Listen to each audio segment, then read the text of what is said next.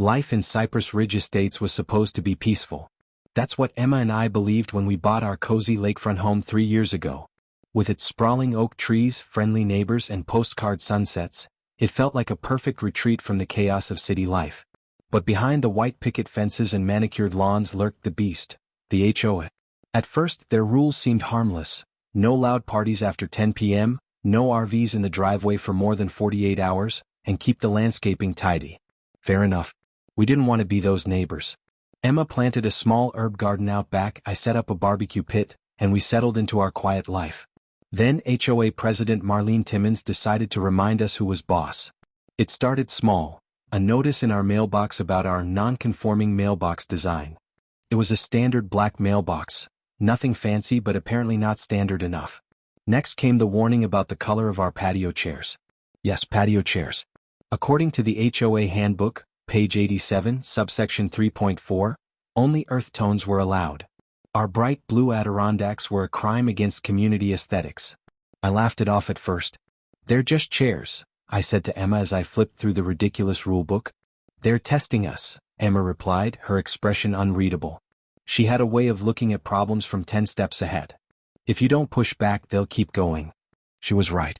2 weeks later, we got a $500 fine for improper lawn maintenance.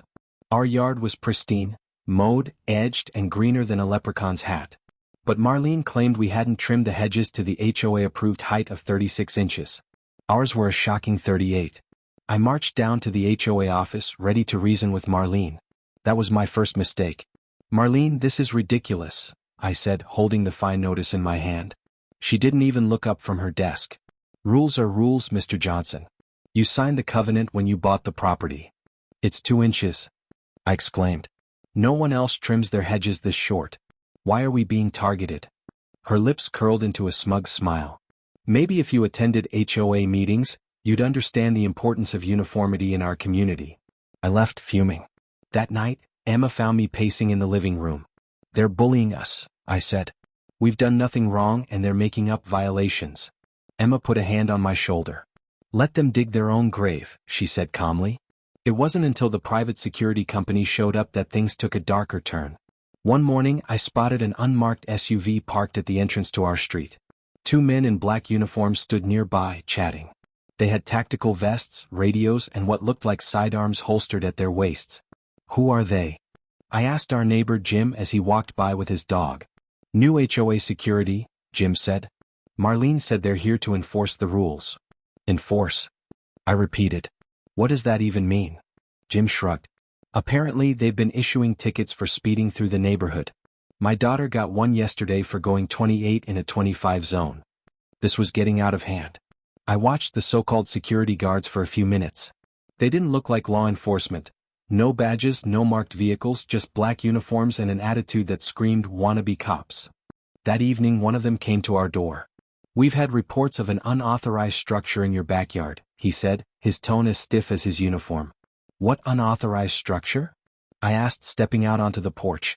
The fire pit, he replied, pointing to our barbecue setup.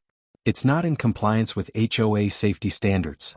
First of all, it's a barbecue pit, not a fire pit, I said, barely containing my frustration. And second, it's been there for 2 years. No one's ever said a word about it. Rules have changed, he said flatly, handing me a fine notice. That's when Emma appeared. She'd been standing just inside the door listening. Her calm demeanor belied the storm brewing behind her sharp eyes. Thank you, she said, taking the notice and shutting the door in his face. I stared at her, stunned. You're not mad. Oh, I'm mad, she said, smiling in a way that made me nervous. But let's not show our cards just yet. I didn't know what she meant at the time, but I was about to find out. You said. The so-called security team didn't take long to ramp up their antics. Within days, they were patrolling the neighborhood like we lived in a maximum security prison. Emma and I watched from our front porch as their black SUV crawled past our house, its tinted windows hiding whoever was inside. They're not even subtle, I muttered, sipping my coffee. Emma didn't reply. She was focused, her expression unreadable. I'd seen that look before. It usually meant she was piecing together a bigger picture. By the end of the week, the fake cops were issuing fines for the most absurd things. One neighbor, an elderly widow named Mrs. Turner, was fined $200 for having excessive bird feeders. Another family got slapped with a $500 violation for their kids' chalk drawings on the driveway. Then came the evening that changed everything. Emma had gone for her usual evening jog while I stayed back to mow the lawn. I was halfway through when my phone buzzed. It was Emma. "Stay calm," she said, her voice low and measured. "I'm at the entrance. 2 of those security guys stopped me. They're claiming I'm trespassing." "Trespassing?" I snapped, turning off the mower. "You live here." "They don't care," she replied. "One of them just drew his gun." My heart stopped. "Emma, are you?"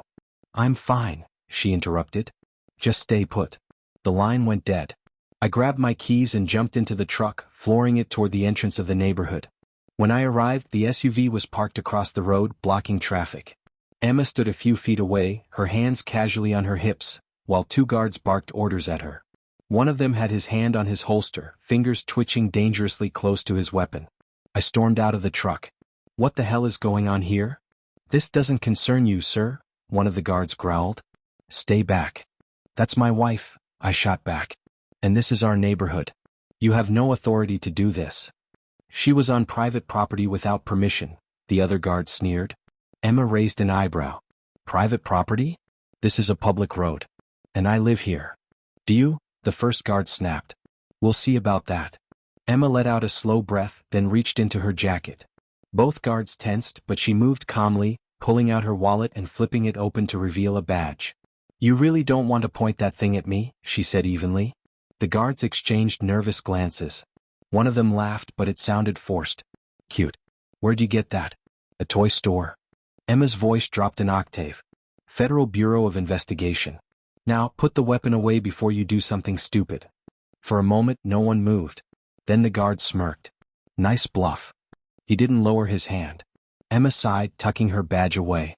"Okay," she said, her tone calm but laced with something cold. "Have it your way." She turned and walked toward me, her posture relaxed.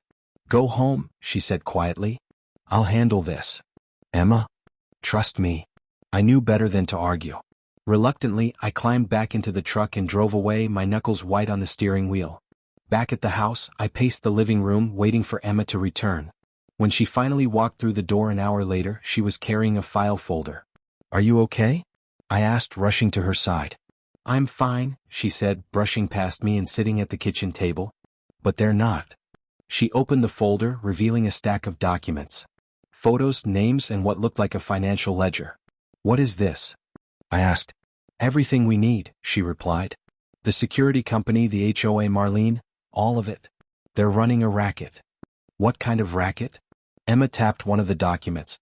"The guards are using fake badges and illegally obtained weapons to intimidate residents. They're also funneling HOA fees into a shell company run by Marlene's cousin. And that's just the tip of the iceberg."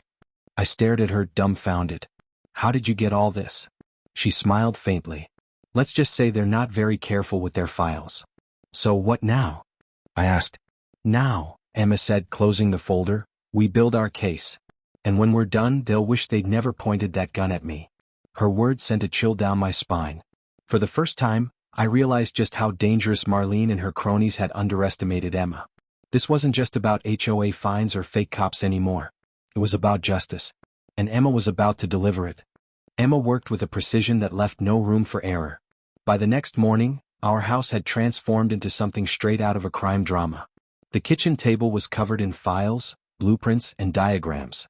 A whiteboard appeared in the living room, covered with timelines, names, and connections drawn with arrows. "Are we planning a neighborhood barbecue or a federal takedown?" I joked nervously. Emma glanced up, her expression focused. "Both if things go well." I quickly learned that Emma wasn't just collecting evidence. She was building an airtight case that even the slickest lawyer couldn't wiggle out of. Cameras were installed around the property, recording every move the fake security team made.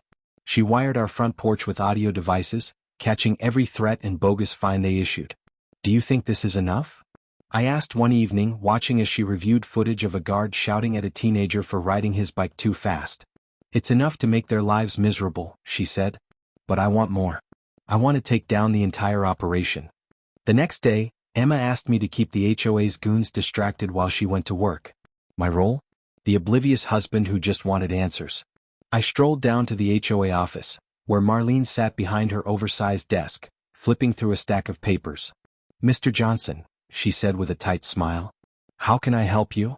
"Just here to understand some of these fines," I said, holding up the latest notice, $1000 for an unauthorized garden sculpture, which was in fact a bird bath. "The rules are very clear," Marlene said, her voice dripping with condescension. "Sure," I replied. "But it seems like my wife and I are the only ones getting fined." She leaned back in her chair. "Maybe if you spent less time questioning the rules and more time following them, you wouldn't have these problems." I bit back my frustration and left, knowing Emma had just gotten the time she needed. Back home, Emma was waiting for me with a grin. "Got it," she said, holding up a USB drive. "Got what?" "The HOA's financial records, security contracts, and Marlene's emails." "How did you?" "Don't ask," she said with a wink. "The fake cop's final mistake." Emma decided it was time to push the fake security team into making their biggest mistake yet. She created an anonymous tip and sent it to their main office, suggesting a resident was harboring illegal materials in their home. "They'll jump at the chance," Emma said, setting up hidden cameras around the yard. Sure enough, 2 days later the SUV pulled up, and 3 guards marched up to our front door. I stayed inside watching the scene unfold on Emma's laptop. "We've received reports of suspicious activity," one guard barked when Emma opened the door. "Suspicious, you say?" Emma replied, her tone amused. "We need to search your property," another said, gripping his belt like he was about to arrest someone. Emma stepped aside, her arms crossed. "Be my guest." The guards fumbled through the yard, clearly unprepared for what they'd find. Nothing. Emma leaned against the doorframe, watching them. "You done playing cops and robbers, or should I call the real police to show you how it's done?" One of the guards sneered. "You think this is funny?" "I think you're funny," Emma replied coolly. They left in a huff, but not before one of them kicked over our garden gnome in frustration. The cliffhanger revelation. That evening, Emma got a call from one of her contacts in the FBI. I watched as her expression turned from satisfied to serious. "What's wrong?" I asked after she hung up. "The security team isn't just harassing this neighborhood," she said. "They've been hired by over a dozen HOAs across the state. Each one has ties to a money laundering operation funneling HOA dues into offshore accounts." "Let me guess," I said, leaning against the counter. "Marlene's at the center of it." "She's more than that," Emma replied. "She's running the whole thing." I stared at her, stunned. "What do we do now?" Emma's eyes glinted with determination. "We take them all down." As she outlined her plan, I realized just how deep this operation ran. The HOA wasn't just a neighborhood nuisance, it was a criminal empire. And Emma was about to burn it to the ground. The takedown was scheduled for Saturday morning during the HOA's monthly meeting. Emma and her FBI team had coordinated everything down to the last detail. Undercover agents were positioned throughout the neighborhood, dressed as residents, while others were stationed nearby ready to move in. I wasn't just a spectator, I had a part to play. Emma had given me explicit instructions to act like my usual frustrated self and keep Marlene distracted long enough for the operation to unfold. By 9 a.m., the HOA clubhouse was bustling with activity. Marlene stood at the front, her usual smugness on full display as she droned on about community standards and enforcing compliance. Behind her, the fake security guards loitered near the back, their hands resting on their holsters. I raised my hand. "Excuse me, Marlene, but can we talk about these ridiculous fines?" She narrowed her eyes. "Mr. Johnson, we've already discussed this. If you have an issue, you can file a formal complaint." "I have filed complaints," I said, standing up. "But they seem to disappear just like our HOA dues." The room went silent. Marlene's face twitched, but she quickly recovered. "If you're accusing me of mismanaging funds, I suggest you provide proof." "Oh, don't worry," I said, crossing my arms. "Proof is coming." At that moment, the doors burst open. A team of FBI agents, led by Emma, stormed into the room. The sight of her in full tactical gear, badge prominently displayed, was nothing short of awe-inspiring. "Federal agents," she shouted. Everyone remained seated. The room erupted into chaos. Marlene tried to bolt, but 2 agents intercepted her, pinning her arms behind her back. The fake security guards reached for their weapons, only to be disarmed and subdued in seconds. Emma approached Marlene, her voice cold and authoritative. "Marlene Timmons, you are under arrest for fraud, extortion, and conspiracy to commit money laundering. You have the right to remain silent." Marlene's face turned beet red. "This is a mistake," she screeched. I'm innocent. Emma didn't even blink. Tell it to the judge. The aftermath.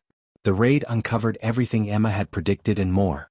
Financial records, weapons caches, and fake credentials were seized from the security team and HOA office.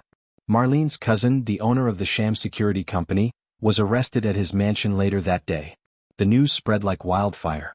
By the evening, local stations were running headlines about the HOA scandal of the year. Residents gathered on their lawns, watching as evidence was hauled out of the clubhouse. Emma and I stood on our porch, sipping coffee as the last of the FBI vehicles pulled away. You did it, I said, shaking my head in amazement. We did it, she corrected, a rare smile crossing her face. Poetic justice. In the weeks that followed, the HOA was dismantled, its funds redistributed to the residents. Fines were refunded, and new leadership was elected to oversee the community. Emma's FBI team ensured that every last dollar of the stolen money was tracked down and returned. As for Marlene, she was facing multiple felony charges and the prospect of spending the next few decades behind bars. The fake security team's weapons violations added even more fuel to the fire. Our neighborhood transformed almost overnight. Without the oppressive HOA looming over us, residents began working together to improve the community. Kids played freely in their yards, neighbors organized block parties, and Mrs. Turner's bird feeders multiplied to her heart's content. One evening, Emma and I sat by the lake watching the sunset. Think they'll learn their lesson? I asked. Emma smirked. Doubt it. But they'll think twice before pointing a gun at an FBI agent. I chuckled, shaking my head. You know, for someone who likes to keep a low profile, you sure know how to make an impact. She leaned back in her chair, the faintest hint of a grin on her lips. Sometimes justice needs a little flair. As the sun dipped below the horizon, I realized how lucky I was, not just to have Emma by my side, but to live in a community that had finally found its voice. The HOA thought they could rule with fear and greed, but they forgot one important thing. The quiet ones are often the most dangerous. You said.